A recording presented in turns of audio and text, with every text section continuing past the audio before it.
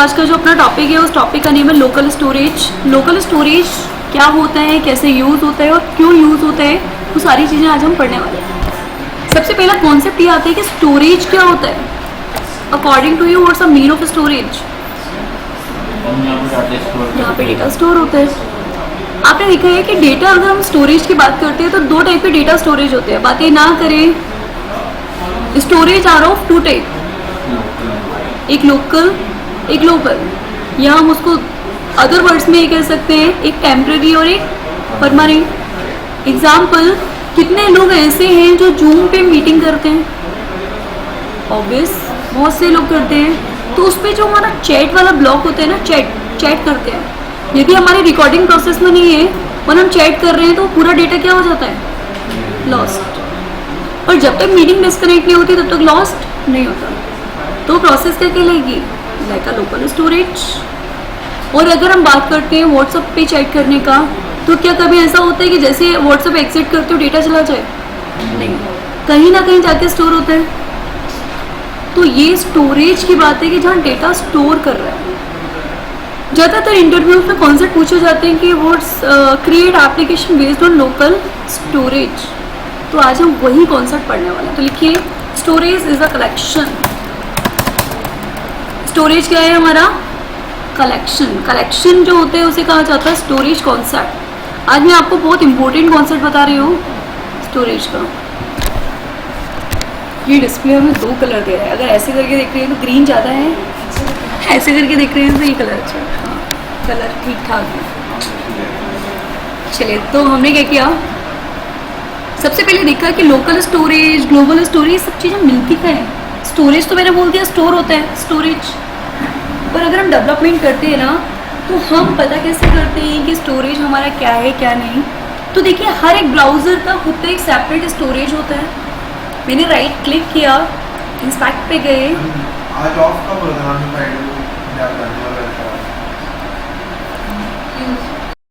हम बात कर रहे थे यहाँ पे स्टोरेज की, तो हमने यहाँ पे देखिए परफॉर्मेंस, ये कंसोल, इससे इन बातें ना करें। हर एक ब्राउज़र का खुद का एक स्टोरेज होता है। राइट क्लिक करके इंस्पेक्ट पे गए, ठीक है। इंस्पेक्ट पे जाके अभी तक हम क्या करते थे, जो जावास्क्रिप्ट के कोड में console.log लिखते थे ना, वो हम देख लेते थे कहाँ पे? कंसोल, ऐसे करते थे। पर यहाँ पे कुछ और ऑप्शंस भी दिए हैं। यहाँ लिख के आ रहा है एप्लीकेशन। कभी किसी ने ओपन करके देखा इसे? हमने कल देखा था, हम देखते हैं आज। तो यहाँ पे मैंने इसको क्या किया, एप्लीकेशन को ओपन किया। जब मैंने एप्लीकेशन को ओपन किया तो यहाँ पे मुझे कुछ चीज़ें दिख रही हैं। Manifest service workers storage. Again storage को भी स्किप करते हैं तो यहाँ लिख के आ रहा है लोकल स्टोरेज। अरे सारे स्टोरेज को मैं यहाँ से क्या कर रही हूँ, लोकल स्टोरेज को हटा रही हूँ। Clear?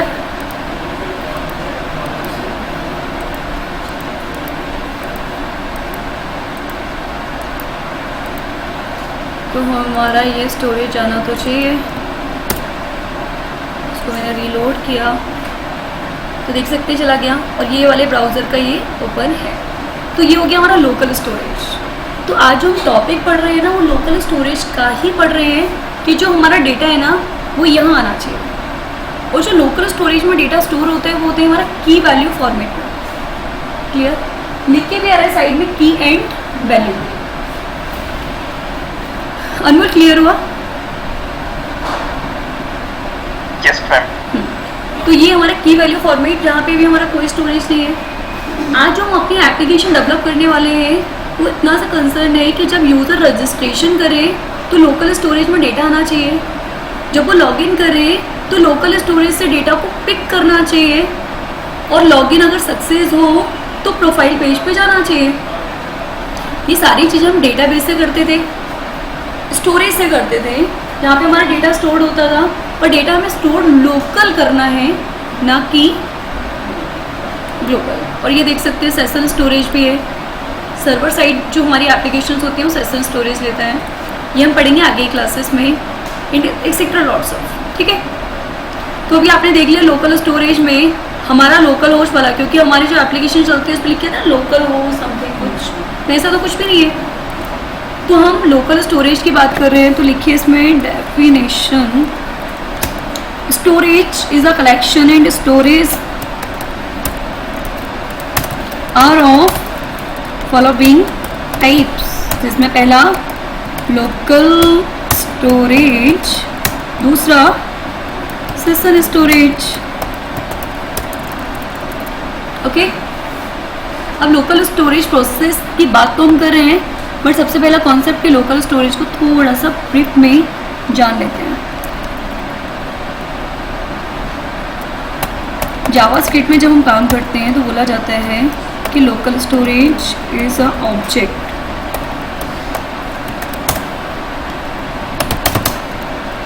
Is an object. Local storage क्या है?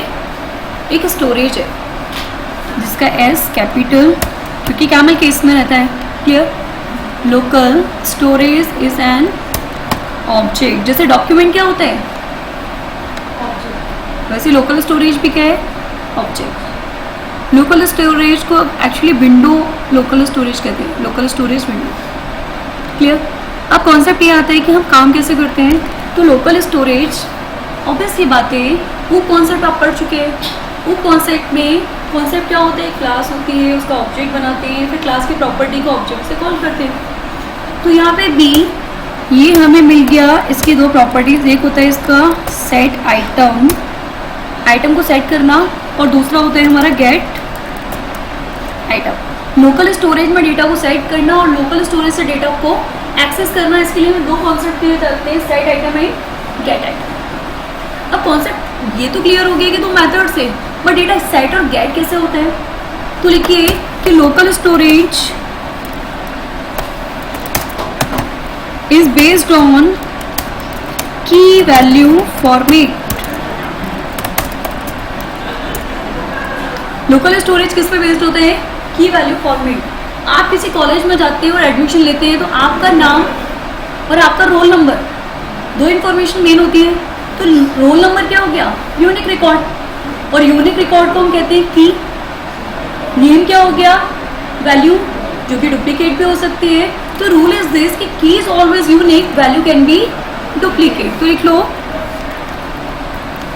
की is always unique, value can be duplicate. Clear हुआ? तो ये कॉन्सेप्ट तो हमको समझ में आ गया, पर अब कॉन्सेप्ट ये आ गया कि लोकल स्टोरेज बेस्ड होता है की वैल्यू फॉर्मेट पे।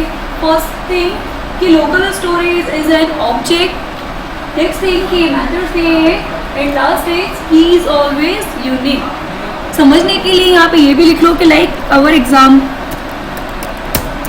किसी कंपनी में जाओगे तो एम्प्लॉय आईडी कॉल्ड अ की, राइट? योर आधार कार्ड की, पैन कार्ड नंबर की, पर पर्सन का नेम तो डुप्लीकेट हो सकते हैं ना। प्रतिभा राजावत लॉट्स ऑफ होंगे, बट मेरी आइडेंटिफिकेशन के लिए क्या होगा? रोल नंबर, आधार कार्ड, जिससे आइडेंटिफाई कर सकते हो कि इस रोल नंबर, इस आधार कार्ड नंबर वाली प्रतिभा राजावत को फाइंड करना। क्लियर? तो लिख लो example like Aadhaar card number called key because it's always unique। कभी देखा है कि आधार कार्ड नंबर डुप्लीकेट हो? ये दो, एक ही फैमिली में चार लोग हैं तो चारों का एक ही आधार कार्ड नंबर है। अगर ऐसा हो तो अच्छा है ना फिर, बट लॉस भी है, क्योंकि कभी कभी डिस्ट्रीब्यूशन होते हैं ना गवर्नमेंट की साइड से, तो जितने लोग उतना हो, चार लोगों को एक ही चीज़ मिलेगी यदि कॉमन आधार कार्ड हुआ तो। ठीक है, अब बात आती है सेट आइटम। ये तो हमें क्लियर हो गया, local storage. Next discuss remove की सेट आइटम क्या करता है। तो लिखिए this method is use for set data. ये मेथड जो है ये यूज होते हैं सेट करने के लिए आपके डेटा को, मतलब आप जो डेटा देना चाहते हैं, आप जो लोकल स्टोरेज में डेटा स्टोर करना चाहते हैं, उसको सेट करने के लिए यूज करते हैं सेट आइटम नाम का method. Clear? It's based on की वैल्यू फॉर्मेट। तो सिंटेक्स क्या होता है इसका कि आप यहाँ डालेंगे सेट आइटम और यहाँ आ जाएगा आपका की और यहाँ आ जाएगी आपकी वैल्यू। इस कॉन्सेप्ट के अकॉर्डिंग क्या होगा कि आपका जो डेटा है वो ऐड हो जाएगा। बट सेट आइटम किसकी प्रॉपर्टी है? लोकल स्टोरेज की। तो कॉल करने के लिए आपको पहले लिखना पड़ेगा local storage dot set item. ऐसे तो आप गेटर सेटर वाला कॉन्सेप्ट में सेट आइटम नाम की कोई भी प्रॉपर्टी बना लोगे तो वो तो आपकी क्लास की प्रॉपर्टी होगी ना। और ये सेट आइटम किसकी प्रॉपर्टी कॉल कर रहे हैं हम? लोकल स्टोरेज की। तो चलिए करके देखें। तो हम एक पेज बनाते हैं रजिस्ट्रेशन का, जहाँ पे हम क्या करते हैं कि डेटा डालते हैं और जैसे ही सबमिट करें तो वही डेटा उठ के हमारा लोकल स्टोरेज में आ जाना चाहिए। चलिए, तो मैं एक एप्लीकेशन डेवलप कर रही हूँ जिसमें मैंने नोटपैड प्लस प्लस को ओपन कर लिया। एक्चुअली नोटपैड प्लस बेटर ना, अब सबलाइम है नहीं और VS कोड पे दूसरा प्रोजेक्ट ओपन है तो इसी पे काम कर लेते हैं। आप लोग कर लेना, फिर कोई प्रॉब्लम आएगी देना एक्सप्लेन। तो हमने यहाँ पे HTML लिया, हेड दिया और हेड को क्लोज, यानी कि हम एक फ्रंट एंड डेवलप करते हैं जहाँ से हमारा डेटा मूव हो जाएगा। इतना करने के बाद में हमने क्या किया, एक फॉर्म बना लिया, FORM फॉर्म, एक्शन, मेथड। कुछ वैलिडेशन करना है तो वो भी कर सकते हो। मैंने यहाँ डाल दिया पोस्ट। क्लियर? ये दूसरे पेज पे जाना चाहिए। तो अभी ये बना रहे हैं, इसके बाद में मैं एक लॉगिन नाम का भी पेज बनाऊंगी। तो मैंने यहाँ दे दिया login.html और इस पेज का नाम दे देंगे newuser.html। एक फील्ड बना ली मैंने, इनपुट टाइप, और टाइप में मैंने डाला टेक्स्ट। नेम में मैंने डाल दिया name at the end close. Place holder और यहाँ डाला मैंने एंटर नेम। एक बटन लिया, इनपुट टाइप में डाला मैंने सबमिट वैल्यू पे कर दिया गो एंटर, या फिर गो ना करके मैंने आइडेंटिफिकेशन के लिए ऐड डाल दिया। इस पूरे फाइल को मैं सेव कर रही हूँ एक मेन फोल्डर में।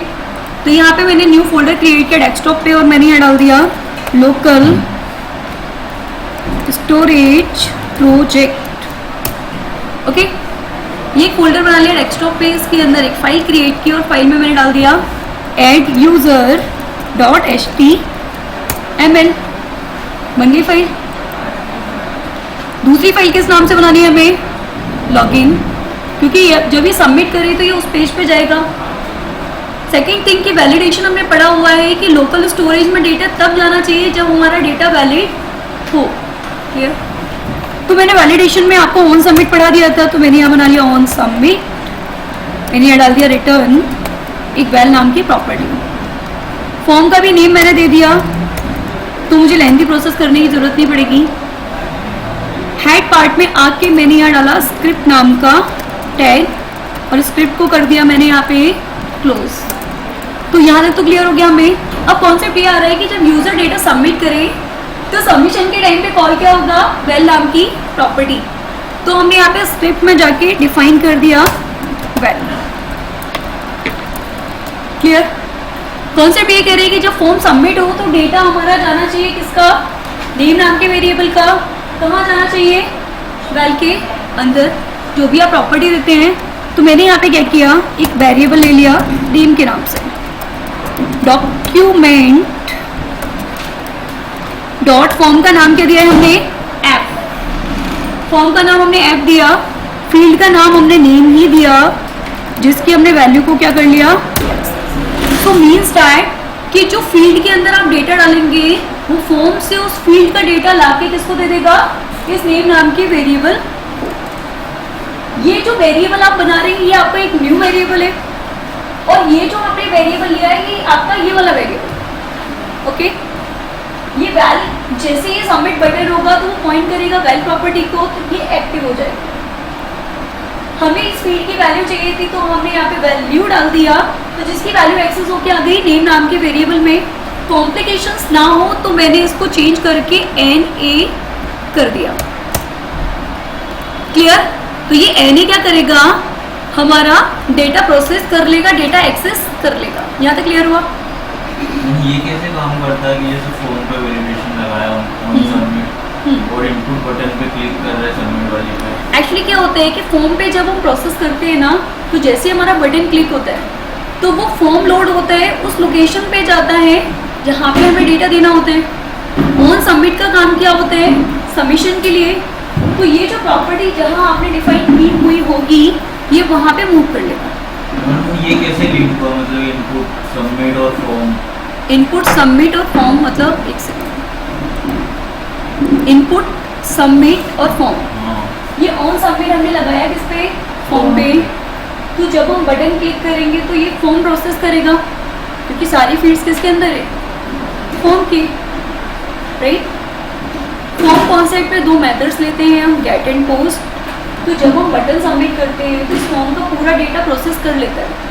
आपने देखा है कि जब हमारी पूरी फॉर्म की फील्ड होती है, तो जब हम टेक्स्ट फील्ड में डेटा डालते हैं ना, तो पेज हमारा रीलोड नहीं होता, पर जब हम बटन पे क्लिक करते हैं तो पेज हमारा लोड होता है। आप एब्जॉर्व करना कि बिना फॉर्म टैग के अगर आप बटन पे क्लिक करोगे तो वो टास्क परफॉर्म नहीं करेगा, प्रोसेसिंग नहीं करेगा, क्योंकि फॉर्म क्या करता है, रीडायरेक्ट, डेटा ट्रांसफर, ये सारे टास्क किसके होते हैं, फॉर्म के। दो बटन ले लेते तो कोई नहीं, यहाँ पे दो बटन भी ले सकते हो, लॉजिक लगा देंगे, if this concept then process this and then this. वो तो मेन पे लगाया ना आपने ऑन सबमिट फॉर्म पे। फिर हम बटन पे लगा देंगे, बटन पे कर लेंगे, बटन पे क्लिक करें तो ऑन सबमिट ही कॉल होना चाहिए। जब हमारे पास प्रॉपर्टीज ज़्यादा होंगी तो जो ऑन सबमिट हमने फॉर्म पे लगाए वो हम कहाँ लगा देंगे, बटन पे अरे वहाँ से हटा के सीधे सबमिट पे लगा सकते हैं। आप लोग कंफ्यूज हो रहे हो, ठीक है, हम वो भी कर लेंगे। अभी हम कॉन्सेंट्रेट करें लोकल स्टोरेज, ठीक है। फ्रंट एंड का हम एक बार और डिस्कस कर लेंगे, इतना क्लियर हुआ? तो मीन्स डैट के जो हमारी फील्ड के अंदर डेटा है वो कहाँ जा चुका है, NA के अंदर। Is it clear? यहाँ आके मैंने बोला कि डेटा स्टोर हो जाना चाहिए लोकल स्टोरेज में, है ना। तो मैंने यहाँ डाला local storage dot set item, की का नाम तो मैंने दे दिया लाइक यूजर नेम, और डेटा क्या सेट होना चाहिए, जो यूजर हमको दे रहा है। क्लियर? और ये चला जाना चाहिए, तो ये लॉगिन पे तभी जाएगा जब हम यहाँ से रिटर्न क्या दे देंगे इसको, ट्रू, क्योंकि हमने रिटर्न टाइप बना लिया। और रिटर्न टाइप नहीं बनाते तो डायरेक्टली प्रोसेस कर लेता। तो ये रिटर्न मैंने एक्चुअली वैलिडेट के अकॉर्डिंग बनाया है कि वैलिडेट भी होगा 10%। इतना क्लियर? अब ये प्रोसेस करेगा तो इसके लिए मैं एक लॉगिन पेज भी बना रही हूँ, इसके अंदर कुछ भी डाल दिया, बट इसको सेव किया मैंने लॉगिन डॉट HTML के नाम से। क्लियर? तो कहने का मतलब ये है कि जब ये डेटा सबमिट होगा लोकल स्टोरेज में, इस की के अंदर ये वाली वैल्यू स्टोर होगी, और ये जैसे रिटर्न ट्रू देगा, जैसे यहाँ ट्रू आएगा वो इस मेथड पे चला, ओके, इस पेज पे। तो जिसके लिए मैंने यहाँ देख लिया कि कहीं ऐसा तो नहीं कोई और स्टोरेज में डेटा हो, तो यहाँ पे क्लिक करके एप्लीकेशंस पे गए, लोकल स्टोरेज में कुछ दिए हैं टैब्स, तो मैंने इन सबको किया क्लोज।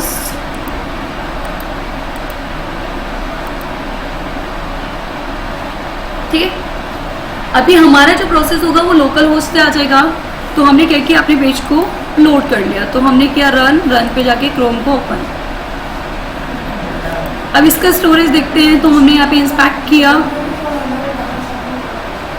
इंस्पेक्ट से हमने एप्लीकेशन को ओपन किया, आ गई फाइल हमारी। यहाँ एक पुराना डेटा चल रहा है जो प्रीवियस था, इसको भी हमने कर दिया रिमूव, तो ना तो की है ना वैल्यू। और अभी जो हम स्टोर कर रहे हैं उस की का नाम क्या है, और डेटा क्या होगा, जो यूजर डालेगा। तो मैंने यहाँ जाके डाला प्रतिभा, ऐड किया, ये आ गया लॉगिन पेज, ये आ गई की, और ये आ गई। क्लियर हुआ? सो मीन्स है कि हमारे स्टोरेज में डेटा आ चुका है। क्लिक करिए इस कोड को। अब हम लॉगिन के कॉन्सेप्ट में लॉगिन अप्लाई करते हैं। यदि लॉगिन सक्सेस होता है तो प्रोफाइल पेज पे जाना चाहिए, और सक्सेस नहीं होता है तो वहीं का वहीं आ जाना चाहिए।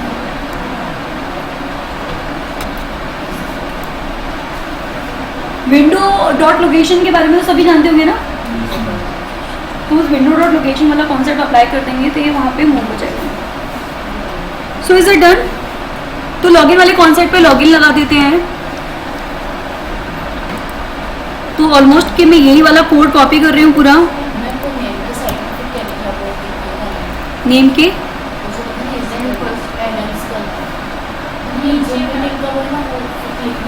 Line number. 13. अच्छा अब दिख रहा है. अब ये उसको ऊपर कर देना थोड़ा. अच्छा उस पर आपका नाम लिखा.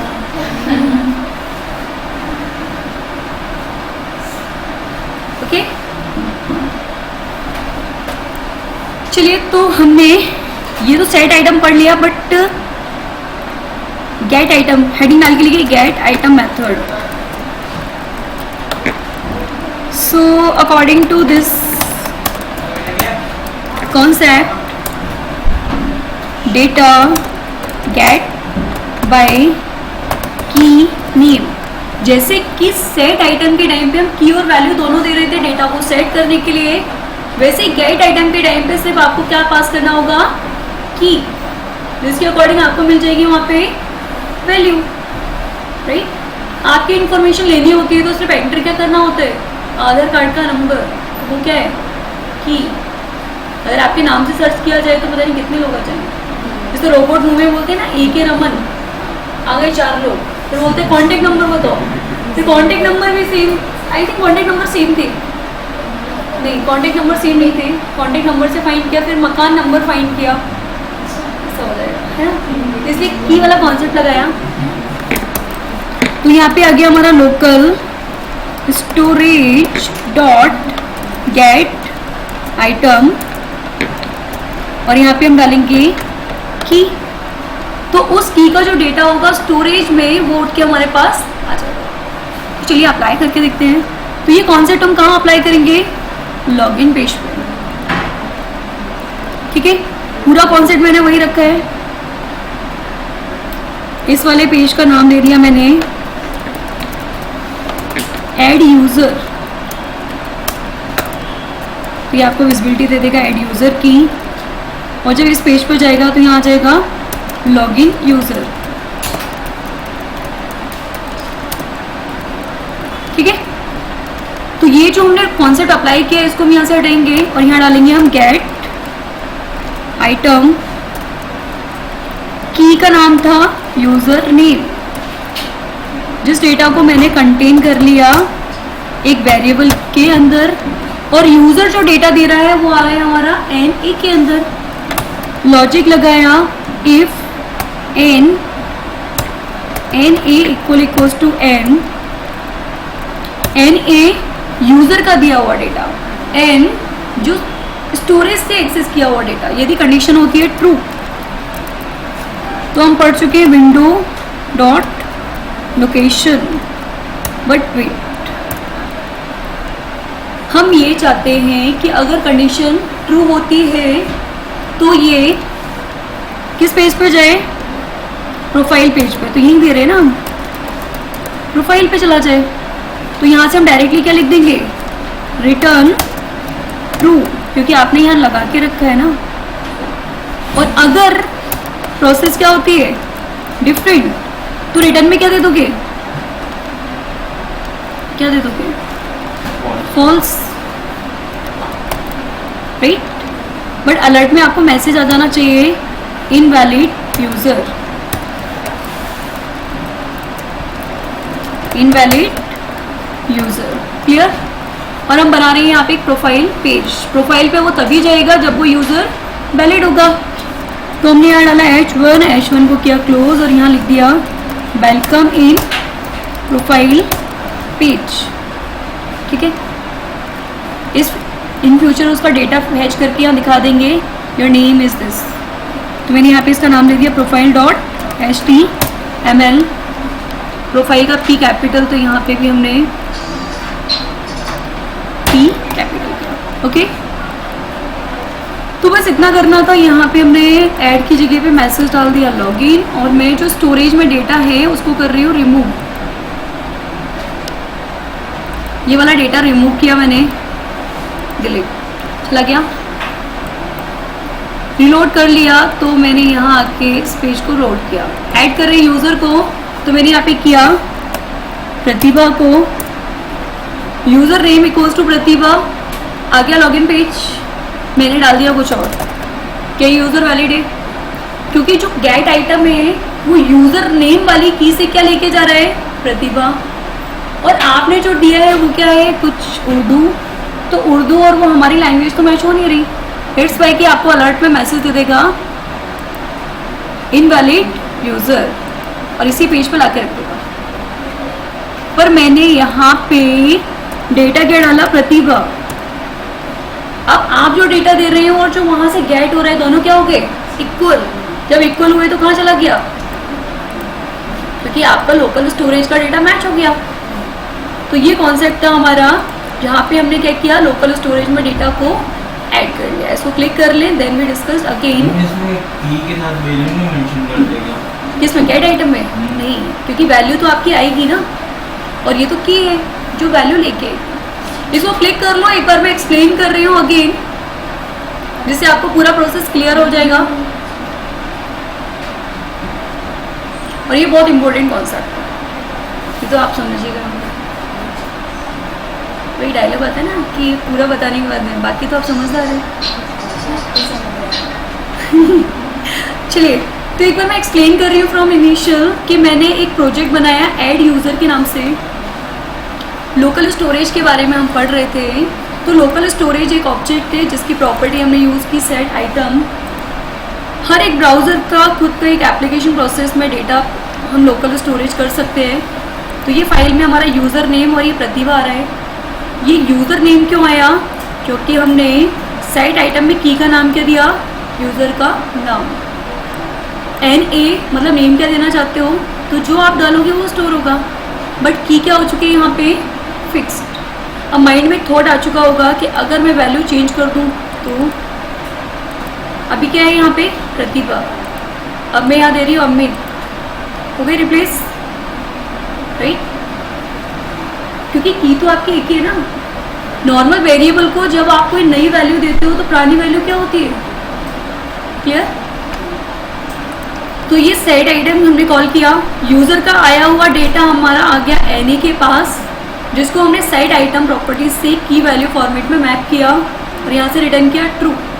ट्रू का मतलब कंडीशन ट्रू हुई तो वो चला गया लॉगिन पेज पे।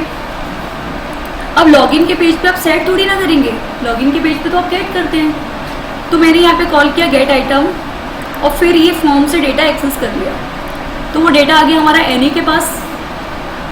NA के पास आ गया डेटा और यहाँ पे गेट आइटम से हमने पास की वही पास करनी है जो आपने यहाँ पे सेट की हुई है। क्योंकि गेट आइटम क्या कर रहा है? उस की से डेटा को गेट लाके किसको दे रहा है? N को। और आपका दिया हुआ डेटा किसके पास है? NA। यदि दोनों सेम होते हैं तो कंडीशन क्या हो गई? ट्रू। तो रिटर्न हो जाना चाहिए। तो रिटर्न ट्रू करने का मतलब ये है कि ये प्रोफाइल पे चला जाएगा, और अगर नहीं होती है तो रिटर्न फॉल्स दिए, उससे पहले मैं इनवैलिड दे दिया तो वो इनवैलिड से अलर्ट देगा और उसी पेज पर रिडायरेक्ट हो जाएगा। रीलोड किया, डेटा स्टोर है हमारा अमित, मैंने डाला कुछ और, लॉगिन इनवैलिड यूज़र, मैंने डाला यहाँ पे अमित, तो अमित तो था। Then move on welcome page. आप चाहते हैं वेलकम पेज पे उस यूज़र का नाम भी आ जाए, तो बस वेलकम पेज पे जाओ और वेलकम पेज पे यानी प्रोफाइल पेज पे यहाँ लगा दो स्क्रिप्ट, क्योंकि लोकल स्टोरेज किससे परफॉर्म हो रहे हैं? स्क्रिप्ट से। Document dot gate element by ID। एक ID पे अपन डेटा को शो करना चाहते हैं, तो ID डिवाइड कर दी मैंने यहाँ पे डिव।